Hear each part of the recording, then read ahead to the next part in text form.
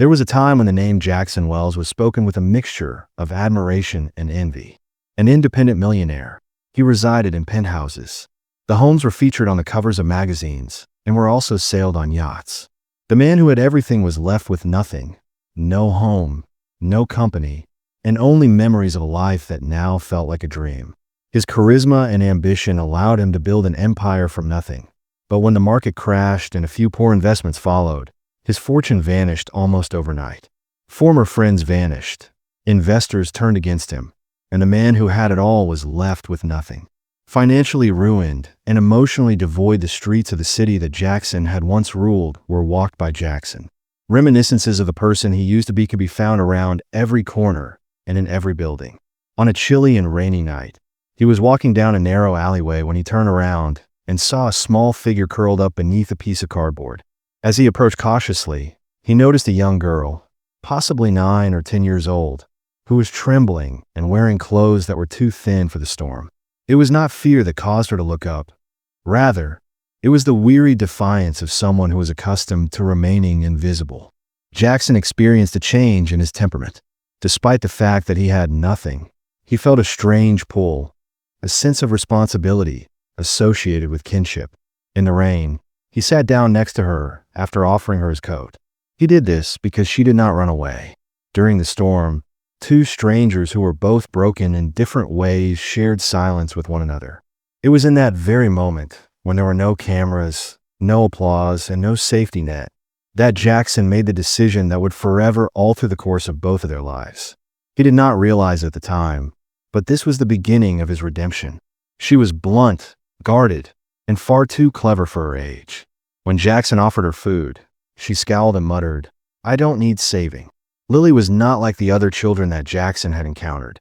It was obvious that she had survived on her own for an excessively long period of time, trusting no one but herself. Despite this, Jackson was able to see through her toughness. Despite the fact that she fought a silent battle every day just to be seen, there was a pain in her eyes that echoed his own. He tried to walk away, telling himself that he had nothing to give. Without any money, a home, or stability. On the other hand, her eyes followed him, and he was unable to forget them. After a week had passed, he returned with a blanket and a promise at his side. "There is nothing that you owe me, but if you want to get out of this life, I will be there for you." Astonishment was felt by social workers. The friends laughed it off. One sneered at you, saying, "You can't even feed yourself. How to adopt a child? This is absolutely insane."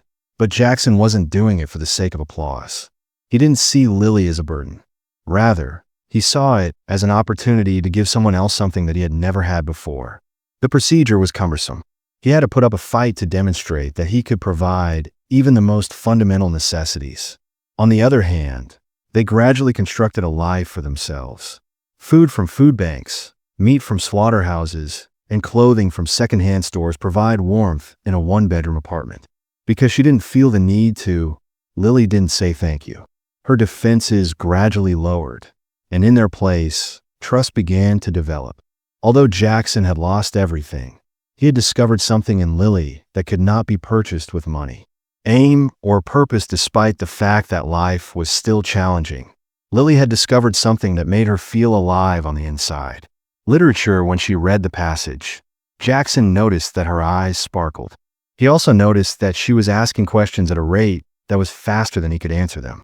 He searched thrift stores and libraries for anything she could devour, including old math books, puzzle guides, and even college-level textbooks that no one wanted. He did this because he did not have access to the internet or any other sort of technology. She would spend hours on the floor scribbling in notebooks and solving problems that were well beyond her grade level. Lily soaked them up like water in a desert. Jackson kept a low profile and observed her in silence, frequently perplexed by the peculiar symbols and formulas that covered the pages. When he arrived home early one evening, he discovered her huddled over papers, deep in thought, and muttering to herself the entire time. He asked her, "What is all of this?" in a half-joking manner. She had taped a series of equations to the wall, and they appeared to be something that would be found in a laboratory. Lily responded with a casual glance up and said, "It's differential calculus, and I believe I've figured out a better way to solve this challenge." Jackson, who was stunned, blinked. Her age was only 10. He signed her up for a local math competition, and she not only won, but she also didn't even come close to losing. He wasn't sure if it was intelligence or just an obsession. After that, there were competitions at the regional and state levels. She never failed to exceed expectations, causing people to stare wherever she went. She effortlessly overcame challenges that others considered to be insurmountable. Jackson became aware that he had not merely rescued a child. Rather, he had found a child prodigy. And for the first time in what seemed like years, he experienced hope spreading its wings once more. It wasn't long before Lily's victories were brought to light. Word traveled quickly. A young girl who was once without a home is now easily dominating others in her academic competitions. When the news broke that she had been adopted by a former millionaire who had gone bankrupt, the story quickly spread across the internet. From cardboard to calculus, the girl who beat the odds read the headlines from the newspaper. The universities came to the rescue. The offers came pouring in, including full scholarships, mentorships, and invitations to speak. But Lily managed to keep her composure. Even though she continued to complete her assignments at the kitchen table, she continued to request that Jackson test her using flashcards that he did not comprehend. After that, the national interview took place. There were millions of people watching it live. Lily, who had reached a slightly more mature age, was seated across from a polished host and gracefully responded to questions. When the show was almost over, the host inquired, "How did you get here?" "From where you started." After a moment of hesitation, Lily looked directly into the camera and said, "I only got here because someone believed in me when no one else did." Her voice cracked as she finished her sentence. Then, after wiping her eyes, she continued, "Jackson Wells provided me with a home that was more than just walls. It was a place where I mattered." Having returned to their house, Jackson observed in complete silence. His hands were shuddering. He had believed that he was a failure for many years. A man who had lost everything. It was only now that he realized he had created something that was much more significant than a business. The tears began to roll down his cheeks. Not only had she discovered a future for herself, but she had also provided him with one. By loving her and fighting for her, he had rediscovered his personal value. At that precise instant, he was aware that Lily had rescued him. She graduated with honors, spoke at international conferences, and turned down high-paying jobs in order to pursue a deeper calling. Lily had not forgotten where she came from or the thousands of children who were still living the life she had once escaped. She had grown into a self-assured and brilliant young woman over the course of the years. Through the use of her first significant grant, she established a charitable organization with the mission of locating and providing support to children who are homeless and gifted. Rather than naming it after herself, she chose to honor the individual who had the foresight to provide her with a second opportunity. It was the foundation's mission to provide housing, education, and mentoring. Moreover, it provided Lily with the belief that something that she knew had the potential to change everything. Children who had been ignored in the past were now being guided, championed, and celebrated.